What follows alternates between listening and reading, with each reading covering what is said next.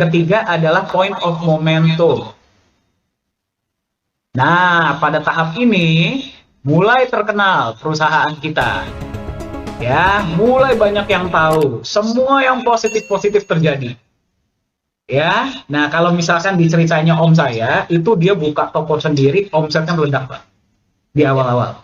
Ya. Banyak yang datang, market lagi bagus, segala macam ya. Nah, sama juga seperti di Nagaya, awal-awal tahun 2022, akhir-akhir 2021, dapat penghargaan, proyek pertama mulai, utilitas tambah banyak. Wah, semua ngikut. Ya, semua ngikut karena mereka pikir wah semua akan fine-fine saja, semua akan lancar-lancar saja. Ya, tapi ya pada tahap selanjutnya lah terjadi seleksi alam. Ya, dia cerita terjadi seleksi alam. Dia tanya, kenapa tidak semua orang di muka bumi ini itu bisa sejahtera?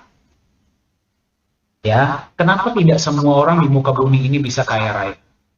Kenapa tidak semua orang di muka bumi ini itu bisa, kalau kepengen mencapai, pengen kurus gitu ya, bisa mencapai itu. Ya, karena mereka tidak bisa melewati poin yang keempat.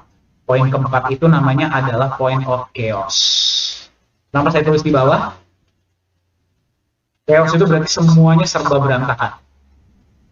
Ya, karena kurvanya nggak akan naik, dia akan turun. Ya, kekacauan mulai terjadi. Target sepertinya nggak tercapai, mulai ada yang nyerang dari kiri kanan, ya, terus kemudian orang-orangnya sendiri mulai nggak percaya. Nah, kalau ceritanya om saya, Pak, itu pandemi. Waduh, itu benar-benar dia bilang saya benar-benar menangis. Ya, nah, jadi pada tahap ini, itulah di saat dimana terjadilah seleksi alam. Mereka yang benar-benar tidak mempunyai visi jangka panjang, mereka yang tidak bisa melihat masa depan, cuma bisa melihatnya masa sekarang doang, pasti akan gugur di tahap ini. Pasti, sudah pasti. Kalau kita ngomong bisnis, sales sepi, mungkin berbulan-bulan nggak ada hasil. Kita udah kerja keras, tapi kok kayaknya nggak dapat hasil. Ya, kalau misalkan Anda lagi diet, misalkan, kita udah olahraga, udah makan dijaga, tapi kok berat badan nggak turun-turun, malah naik misalkan. Ya, nah saya ini punya satu hobi, Pak. Ya, saya punya hobi itu solving Rubik's Cube. Oke. Rubik's Cube itu Anda tahu ya, Rubik's Cube ya. Anda kalau nggak tahu silahkan googling. Nah, itu sebenarnya untuk menyelesaikan Rubik's Cube itu ada algoritmanya, Pak. Ya. Ya. Nah, algoritma itu di tahap yang terakhir, ini sebelum jadi, sebelum selesai, itu kelihatannya kita tuh seperti mengacaukan semua yang udah kita buat. Tapi satu hal yang orang-orang gugur di sini tidak tahu adalah ini akan terjadi, pasti akan terjadi sebelum dia itu akan mengalami kenaikan parabola. Yang naiknya akan sangat luar biasa. Ya, inilah yang dinamakan sama dia adalah point of victory.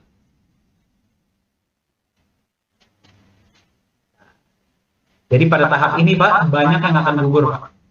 Ya. Ya, karena mereka pikir, alah, ini nggak berhasil. Dan bukan cuma di Nagaya ya, Pak. Saya berbicara tentang apapun impian yang ingin kita capai. Apapun itu, ketika mencapai point of chaos, ya, itu semuanya momentum, Pak. Semuanya terjadi bersamaan.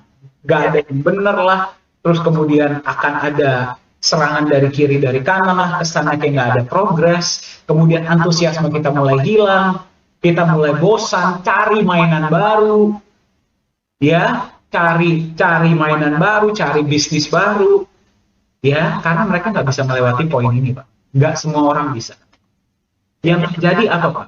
Mayoritas dari orang-orang di luar sana itu jumping, loncat-loncat dari satu industri ke industri lain, loncat-loncat dari satu bisnis ke bisnis lain, loncat-loncat dari satu impian ke impian lain, tanpa pernah mencapai benar-benar apa yang ingin mereka capai.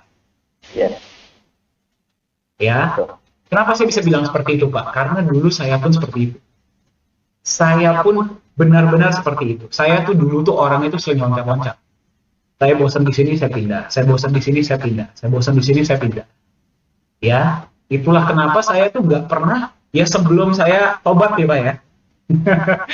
Ya, itulah kenapa saya dulu itu nggak pernah bisa mencapai apa yang ingin saya capai. Gara-gara kesulitan dikit, saya quit. Kesulitan dikit, saya quit. Kesulitan dikit, saya quit. Sekarang Nagaya ada di tahap situ, Pak. Ya. Ya, sedang berada di point of chaos ini. Banyak yang bilang kok penjualan kesannya slow ya. Ya, terus tiba-tiba ada pengumuman yang seperti kemarin ya, ada yang bahkan kami juga dengar dari manajemen ada member-member kita yang quote to quote ya quote to quote ya, itu justru meng-FUD Nagaya di luar sana, itu sudah pasti terjadi. Ya, itulah yang namanya seleksi alam. Jadi alam itu memilih siapa yang the toughest, siapa yang the strongest, siapa yang bisa melewati titik tersebut. Kenapa? Gara-gara kalau sudah ada poin seperti ini, Pak, berarti kemenangan kita itu sudah dekat. Ya. Tujuan kita itu sudah dekat. Karena yang tersisa dari point of chaos ini adalah orang-orang yang memang layak, berhak untuk merasakan kemenangan nanti. Karena mereka bisa mempunyai visi jangka panjang dan mereka percaya dan mereka pertahankan kemenangan itu. Karena pada tahap inilah orang-orang tuh paling banyak keluar, paling banyak quit, nggak sanggup. Ya, soalnya kenapa Pak? Kalau di tahap pertama gampang, motivasi masih tinggi, betul nggak Pak? Betul. Ya, apalagi di tahap momentum, wah semua yang bagus-bagus terjadi. Ya, kripto juga di industri kripto. Kripto ini ya tahun 2020-2021 tuh lagi point of momentumnya. Sekarang lah mulai mengarah ke point of chaos. Siapa yang paling kuat? Dia akan bertahan. Anda perhatikan ya, semua perusahaan-perusahaan besar, Anda lihat saham mereka, pasti ada suatu titik di mana mereka itu chaotic. Turun harga sahamnya. Pasti ada. Nggak mungkin tidak. Bahkan kita sempat berbicara dengan Pak Yohanes Chandra beberapa hari yang lalu ya. Beliau cerita tentang itulah pengusaha-pengusaha quote-unquote karbit.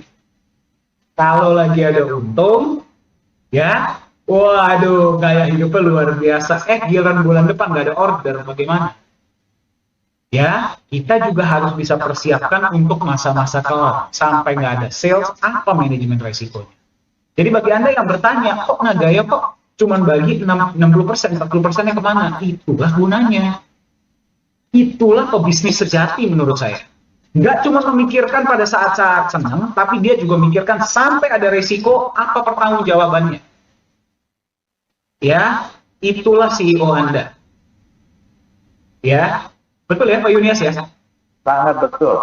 Ya, jadi nggak cuma saya doang yang dengar. Kebetulan kita berbicara ada 3-4 orang. Gitu. Kalau kita pada saat-saat lagi gampang, semua orang bisa. Ya, pada saat lagi banyak order, semua orang bisa. Permasalahannya nanti ketika nggak ada order, ketika pandemi, segala macam, apa pertanggungjawabannya? Ya. Nah, bagi Anda yang bertahan pada saat point of chaos ini, Anda siap-siap. Siap-siap. Berarti Anda layak, Anda dilayakkan oleh alam, oleh semesta, ya, untuk melewati, untuk merasakan kemenangan kita bersama. Karena waktunya sudah dekat. Ya, jadi kemarin Pak, ya, ini Anda boleh catat ya. Anda boleh catat ya ini ya, silahkan 5 poin ini dan Anda perhatikan kurvanya. Apapun itu, ya, mau bisnis kek, mau nurunin berat badan kek, mau apa kek, apapun itu, mulai perusahaan kan, apapun itu, pasti kurva ini ada, pasti. Dan pada tahap inilah 90% lebih manusia akan bunyi. Pertanyaannya, Anda yang mana? Ya.